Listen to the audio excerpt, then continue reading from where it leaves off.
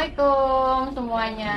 Alhamdulillah video dari channel Wendy Aditya tayang kembali ya, dan hari ini senang banget karena aku bisa silaturahim dengan teman kuliah dulu ya, dengan Uhti Ani. Gimana kabarnya Ani? Alhamdulillah ya, sehat ya. Nah jadi sekarang tuh Ani ini jadi pengusaha. Iya, bahkan omsetnya tadi aku dengar 300 juta loh. Wow.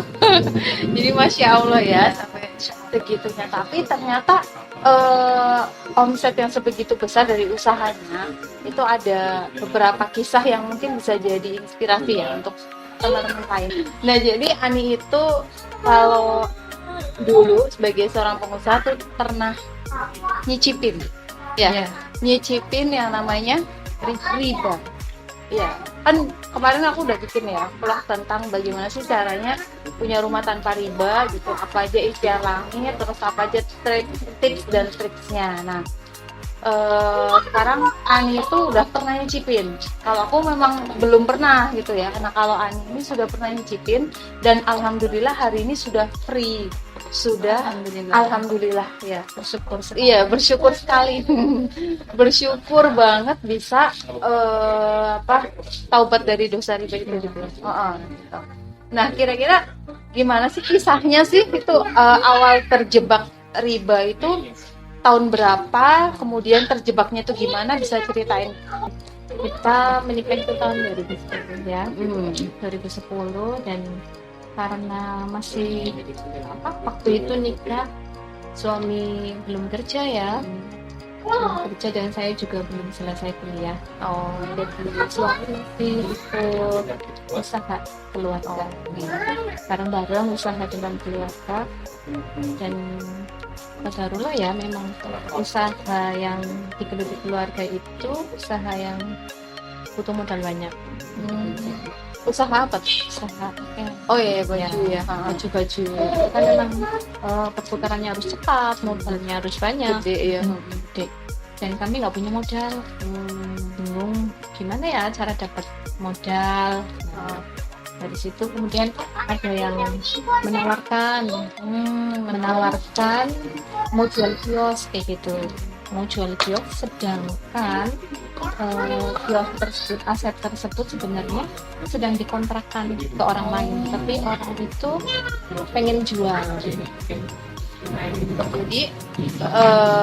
Nggak nempatin, cuma dari itu kan pakai bank ya.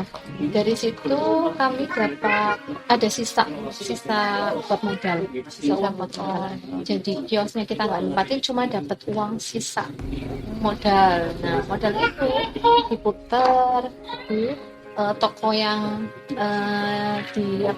jadi orang tua minjemin ke kami, toko suruh dikelola kayak gitu. Itu lokasinya di Wangon. Ya, berawal dari situ gitu. Sisa uang yang tadi, selain nyicil ke bank ya, juga, nyicil ke bank juga, tapi uangnya harus diputar kayak gitu. Ya, karena memang uang nggak berkah ya, uang nggak berkah, jadinya sebanyak apapun itu muap. Ya, dibelanjakan apapun ya nggak berkah ya. Yang dirasa gimana sih nggak berkahnya gitu? Nggak berkah, kayak nggak ada manfaatnya, terus sering beli sesuatu yang kurang manfaat, udah muap, dibelanjakan tapi nggak dapat manfaat, nggak kerasa berkah gitu ya. Karena uang panas gitu ya, tadi ya. uang panas itu tadi tiba-tiba habis kayak gitu aja.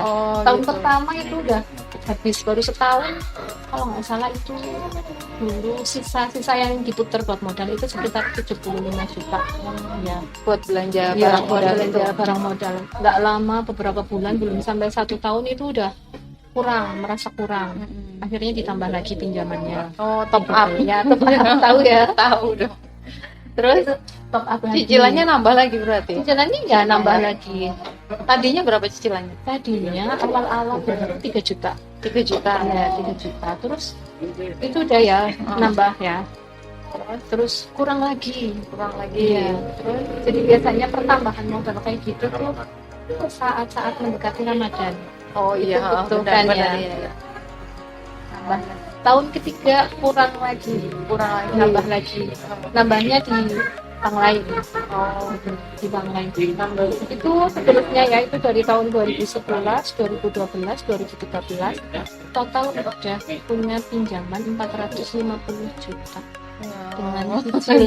dengan cicilan dengan cicilan 13 juta 13 juta per bulan. Iya. Masya Allah ya. itu tuh rasanya ya Nggak kebayang deh kayak gimana beratnya ya, kayak yang dipikirin pasti cicilan Iya. gitu terus. setiap hari harus rame pokoknya, Harus target harus gitu ya. target. Kalau nggak target, kalau tokonya nggak rame, ngeluh terus, bawaannya tuh marah-marah.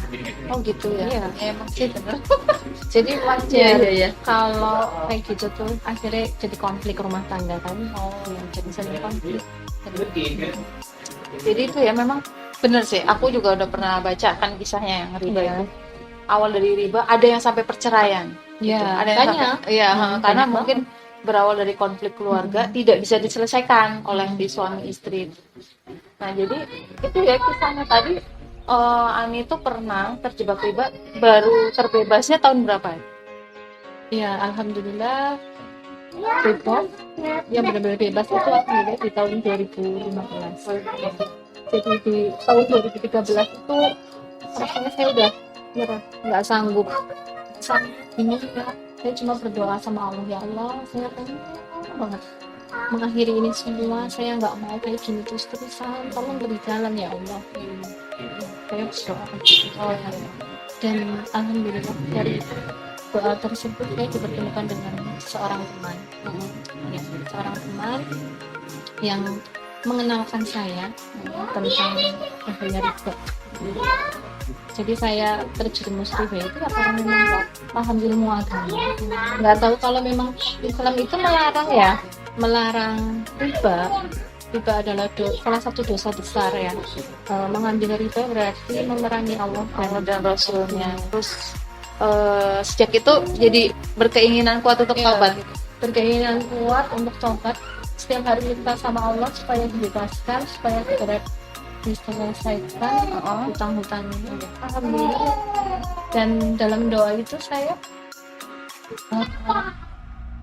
jelas mengucapkan, ya Allah, saya tuh pengen semoga 2015 saya bisa menyelesaikan. Oh iya, 2015 2015 gimana jalannya bisa terbebas gitu dari salah satunya kita juga gabung di komunitas akhir yang itu. Di situ memang banyak ya orang-orang dengan masalah yang sama. Di situ kita saling menguatkan, terus ada sharing caranya Iya, juga. ada pembinaannya, bagaimana cara kita menyikapinya. Dan cara yang paling konkret menjual aset. Oh iya. Yang dijual toko itu, ruko itu. Oh bukan.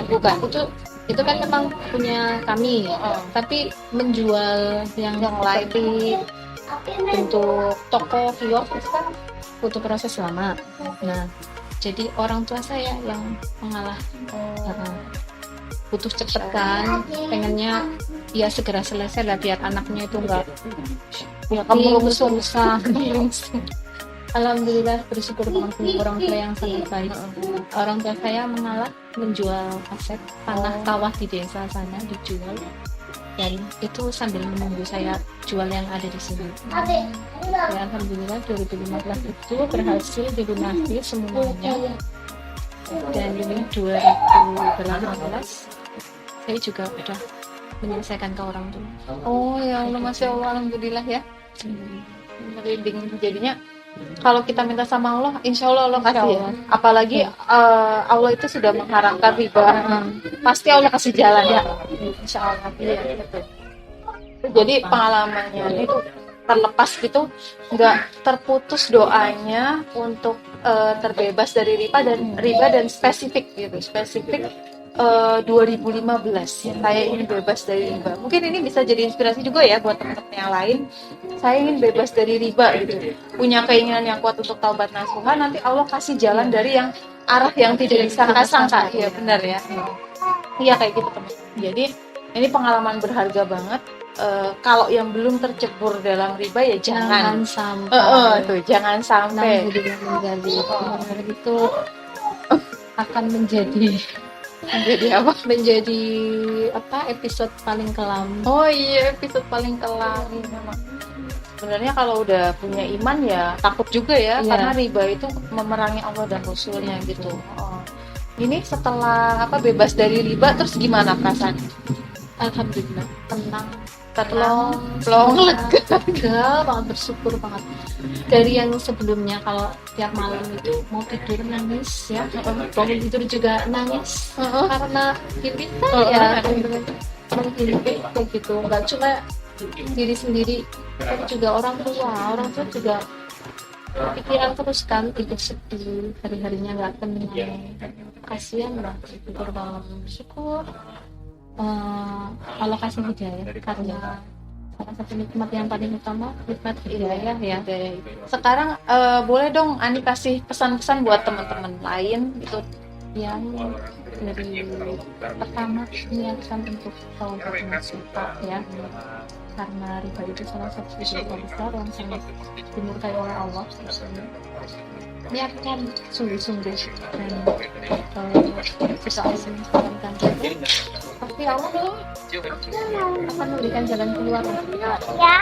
Jangan berpikir nanti bagaimana Allah. Yang penting kita niatkan dulu. Benar-benar memang solusi Allah yang pasti. Itu pertama dari niat. Kedua, cari teman-teman soleh. Oh iya, penting banget ya. Penting banget cari teman-teman soleh yang bisa menguatkan tekad kita untuk hijrah, selalu mengingatkan kita akan kebaikan ya. Sama-sama beramal karena kalau hijrah cuma semangat aja Cepet tapi kita nggak cari lingkungan yang baru, susah. Hijrah gampang luntur lagi semangat hijrahnya. cari itu ya. orang-orang yang soleh, teman-teman yang soleh. Dan ketiga, selain dari doa kita juga perlu ada ikhtiar. Ikhtiarnya ya dengan menjual aset, relakan semuanya. Insya Allah Allah akan ganti gitu. Allah akan ganti dengan yang lebih insya Allah. Nggak apa-apa, kayaknya udah diganti deh sama Allah yang lebih. Iya, Gak masalah sih kalau kita harus kehilangan satu kali itu, insya Allah kita lebih tenang, keluarga kita lebih bahagia, dan pasti Allah berikan gantinya. Pasti ya, iya sih emang benar-benar. Jadi kalau kita meninggalkan sesuatu karena Allah, itu pasti Allah akan limpahkan rezeki yang berlipat ganda, jauh gitu ya, jauh berlipat ganda. Jadi memang mungkin nas itu atau dalil itu ya, itu cocok banget nih buat Ani, karena insya Allah Ani juga meninggalkan riba itu karena Allah. Ya udah, Allah itu kasih gitu ya, kasih balasan yang berlipat-lipat gitu. Ya jadi sekarang ini Ani udah punya store di alun-alun, tempatnya pokoknya strategis banget ya, dan omsetnya juga ratusan juta, masya Allah ya. Itu mungkin salah satu pintu keberkahan yang Allah beri kepada setelah lepas dari riba gitu. Harapannya memang dari konten ini teman-teman yang sudah terjebak dalam riba bisa kembali ikhlas ya untuk melepaskan riba itu, tidak mementingkan gengsi, semuanya demi memang terbebas dari riba itu. Oke, senang banget ya rasanya bisa sharing-sharing kayak gini ya. Semoga silaturahim kita tidak terputus ya Ani ya, dan kita bisa berkumpul kembali di surga. Amin ya Allah, amin ya Rabbal Alamin. Oke pemirsa, terima kasih banget sudah nonton channel ini. Jangan lupa like, subscribe channel ini, dan komen kalau kamu juga punya pengalaman tentang lepasnya kamu dari riba. Oke, terima kasih. Assalamualaikum warahmatullahi wabarakatuh.